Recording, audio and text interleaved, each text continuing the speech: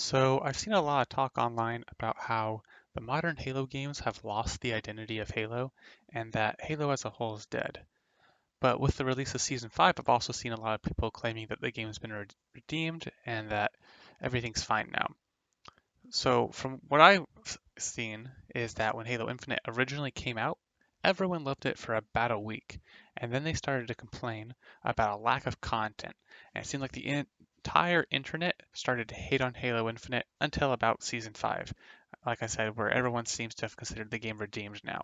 In my opinion, Halo Infinite has always been good, and now it's just better. It would have been nice to have all the content we have now on day one of the release, but honestly, I think that would have been unreasonable to ask for without any delays to the game.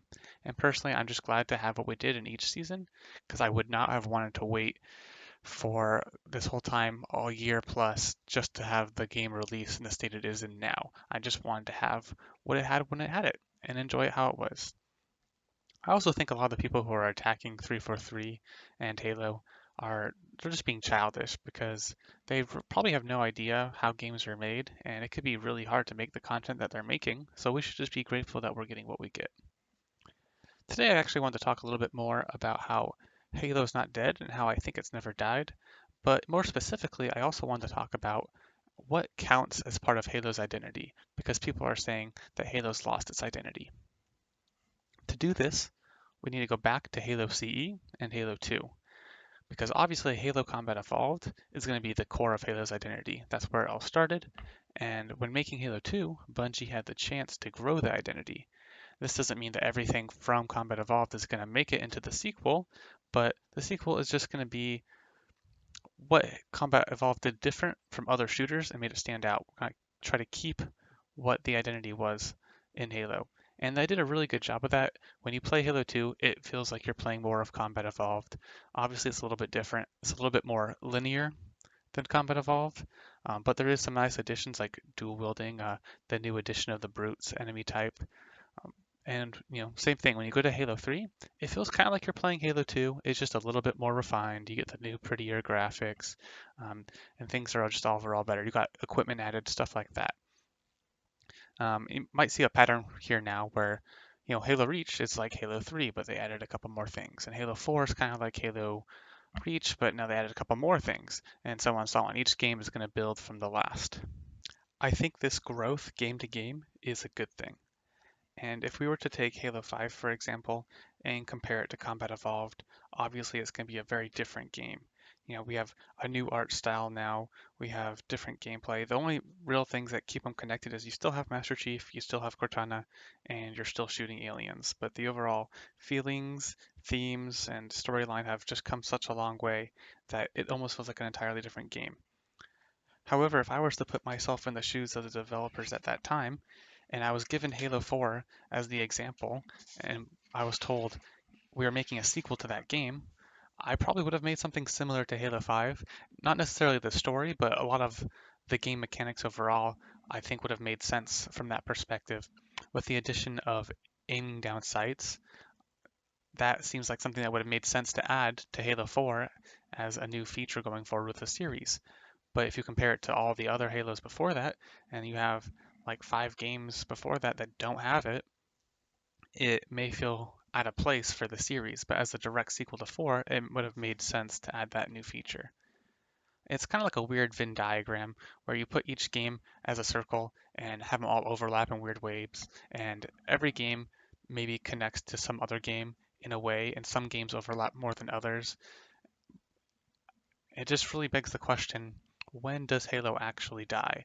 Like I said, I don't think it ever did. I think it's just evolved so much, no pun intended, that it's it's just a new thing now.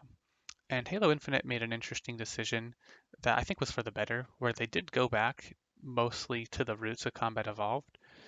Once again, though, Infinite does feel like a sequel to Halo 5, especially from the gameplay.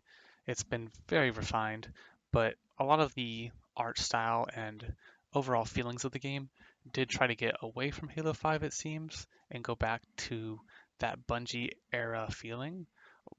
So Infinite is a very unique example where it feels like a little bit of 343 and a little bit of Bungie mixed together. It's the greatest hits game of all the other games. Yet it seems like people still don't like it, or maybe that they do like it, but they're still disappointed because it's not their favorite game from their childhood. And maybe they just want sprint removed, or the aiming down sights removed, or the equipment's removed, or they want to go back to the linear mission styles of previous games instead of the new open world. And that's all understandable because if you like something a certain way, then you might want the sequel to have that same thing. But I just try to look at the series more as an evolving art form where the things you liked still exist and you can still go back and play them. It's not like they've been removed and now you can only play Infinite. Just now you get to play Infinite and you can still go back and play the old stuff the way you liked it. It's never damaged the things that you liked. I guess my point overall is that it's okay for each game to be different and for everyone to have their own opinion or favorite game. I think it would be cool to see something like dual wielding return someday, but honestly, I would totally understand if it never happened, just because, I don't consider dual wielding part of the core identity of Halo. I think Halo Infinite is great in that it combines the best of modern gaming and the legacy Halo. But here's another question I have for you is what is Halo 7? What should it be? Should it be a direct sequel to Halo Infinite? Should it maintain the open world or should it try to go back to the roots even more? I think it'd be a little bit weird feeling if it did go back to linear missions because it would have felt like, okay, we grew to this point where now we're doing open world, but now we're devolving to go back to the missions.